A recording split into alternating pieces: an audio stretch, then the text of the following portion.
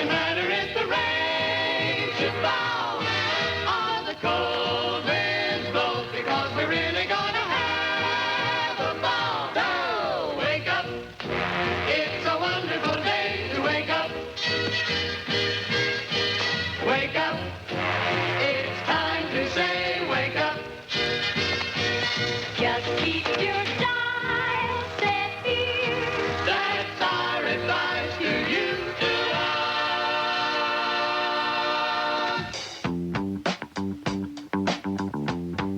And the Gianna Volpe Report is brought to you by Maximus Health and Fitness, 130 East Main Street in Riverhead. That is right. Bonjour. Bonjour, monsieur. Bon matin. Huh? Good All the morning. French I know. I know that and au revoir. Oh, yeah, which is goodbye. See? So how you doing? I am so well, and I'm here. I'm here. She's here in the studio. She's wearing these reflective sunglasses. Yes. If they had like the wire frames on them, you could be like a sheriff from the South. That would be awesome. I wish they were aviators. Well, actually, these are kind of cool. I think these are wayfarers. I don't know what they are. I but learned that It's word I'm thinking to last myself, she could pull some guy over. License, registration, insurance card, boy. So we missed last week because I was sick as a dog. I'm still a little sick, but I'm pretty much better now. I'm so happy to be home. We've got a great show for you this morning, and we're doing something really interesting. So we've got Rosemary Batcheller, formerly of the Village Cheese Shop on Love Lane, one of my favorite places. I like the honey goat cheese. That's my personal favorite.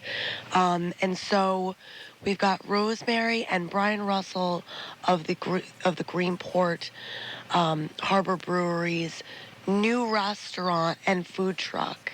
So right now it's a food truck, and then they're building a restaurant on site there in Peconic at the actual brew house, or the second brewery. I know you're very heavy into the food thing. I get that. Yeah, I sort of am. I'm a casual. I'm just an ordinary garden variety eater, you know. But every so often I flip on Food Network. Mm-hmm. I happen to be a big fan of diners, drive-ins, and dives. I know. Only because of Guy Fieri's enthusiasm. Like, I don't want to hear about kimchi. I'm never going to eat the stuff anyway. Ever. Ever. I'd eat kimchi. Ugh. Ever. And I sure as hell won't eat anything made with eggplant. It's funny because you live on the East End. That I do. I was a very garden variety eater until I moved to the North Fork. And I got to tell you that an appreciation for fine cheeses is definitely something that the North Fork did to me, and did very well. Oh, I love the cheeses I like. Don't misunderstand me. But cheese. I can live without kimchi. I can live without eggplant. I'm a total turophile, which is a lover of cheese, and now you know. Well, so Rosemary, good morning. Rosemary, How are you? does anybody ever say to you in exasperation, "Oh, cheeses, Rosemary"? No. No, I have to tell you, you're the first. That's actually pretty funny. I have deep-seated psychological issues. So Rosemary is stepping out of her role at the Village Cheese Shop. Tell us a little bit about the sale and about what's the evolution at the cheese shop. Better yet, what are you doing next? Well, that's the big question. I'm not exactly sure what I'm doing next. The sale, Michael and I, Michael Affatato, who bought the store, and I was talking, starting about a year ago now, a little more than a year ago, about the idea of this. And it's a high intensity business. It's fast paced. It's a lot of inventory, a lot of balls in the air, which is great, and it's a happy, fun thing. But I was just feeling like I was getting a little bit fatigued, and the business needs that kind of vital energy to really just not. I just didn't want to plateau. I wanted it to keep growing. So, it was tough. It was tough to recognize that I really didn't have that level of energy anymore. And I see it in Michael. He's got it. He not only has the energy, he's got a great buying eye. I like already the stuff that he's picked. So it's fun for me to watch this transition. And it's bittersweet, don't get me wrong. I mean, this is, something that was my ex-husband and I created almost 14 years ago. This particular store. So I'm just kind of taking a breather right now to see. My creativity comes up, but I've got to get quiet for that to happen. I can't be running the way I was running in that business and then expect the creativity to sort of bubble up. It just kind of doesn't work that way. Yeah. That's one of the most iconic streets on the North Fork, if not the whole East End. And the cheese shop is a total landmark. Oh, yeah. Of not only of Love Lane, but of the North Fork itself. But I was just on that street Monday afternoon. I was in Mattituck. And I have to tell you. And you didn't come visit me at Lombardis? I didn't know you were there. Otherwise, I would have. My wife was with me. I didn't want to, What? I had never met her. I know. I would have loved to meet her. Oh. Whatever. That's good. Now, how do I explain this to my wife, Rosemary? Here I am associating with a woman who's much younger than me, and a very pretty girl at that. How do I explain that one away? You say she does great radio. She's like my daughter. That's right. Well, I'm like, wait, what's the word where where someone comes to you for advice? You're like my mentor. A mentor. I love it. Oh, yeah. Okay.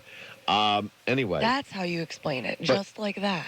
Love Lane is one of these iconic great streets. It really is. And the cheese shop, it's phenomenal. There's, of course, the sweet shop. I mean, got it. You asked for it. They got it. What's so cool about it? And a clothier. What's so cool about it is since Lombardis came in, which is it's like an Italian market. People say it's like having our own little Baltucci's. You know what it's like? It's not. No, I don't. Listen to me. I'm saying. I would more compare it to the Arthur Avenue market. It's like. Well, anyway, right, okay, whatever. That's besides the point. What I was going to say is that since then, Michael has been buying more French cheeses, and there's been more of a French tilt. Right, I like to call it tilt at the Village Cheese Shop, which is so cool and I think is so smart because Love Lane is like a little French street. Where you've got, in France, it's a lot like the old days here where you have the boulangerie where you buy your bread and the pâtisserie where you buy your pastries. And, the different little shops. So that it's really perfect.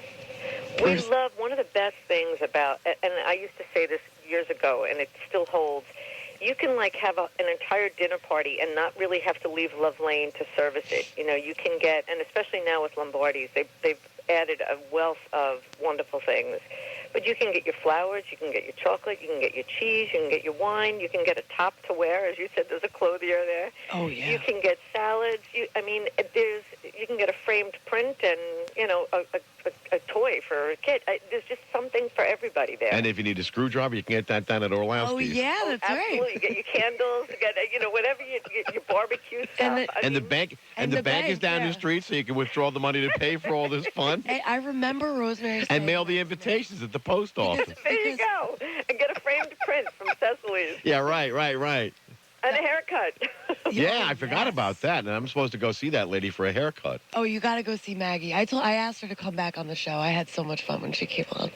Oh, yeah, she's great. Yeah, but, I remember Rosemary saying that to me when I did the cover story, I guess it was 3 years ago now, when Kate Altman came to Love Lane, and I realized, because I was overhearing her talk with a friend about how most of the businesses are owned by women on Love Lane. It's like 80%, or it was back then, and that is a really unusual thing. Bruce is looking at me mystified. I am. But no, it was Emiratis. When the Emiratis brothers came in, that started to change it just a little bit, but we love them. Yeah. Thank God. I mean, You're saying you got to bring a little testosterone? I'm thinking if this is an estrone-dominated street, I'm done. Well, then. Not anymore. But I want to go back to you for a moment, Rosemary. I love Rosemary. Because you know, you're selling the store. I get that. You know, the energy, you know, the creative energy is not flowing for you the way it should be. I get that. Oh, it's Right. going to very soon. But I want to know, I really want to know what's next for Rosemary. Well, you know, What kind of things are you looking at? Let's put it that way. Well, a couple of things. So I've been in food since college. You know, my first job was at Waldbaum's in the appetizing section there. I said, you know, I've been using a slicer since I'm 19. Nice. You know, so it's in me. I like food. I like to be part of food. But I was definitely leaning more personally towards organics, and I know I can see the eyes rolling when I say gluten-free, but definitely going along that road too. And only because personally I feel better when I avoid it. So I have a friend who is a distributor of those goods on the North Fork and was looking for a rep, so I'm considering doing that for him. It would keep me in touch with all my former colleagues, you know, my fellow shopkeepers who carry these kinds of goods.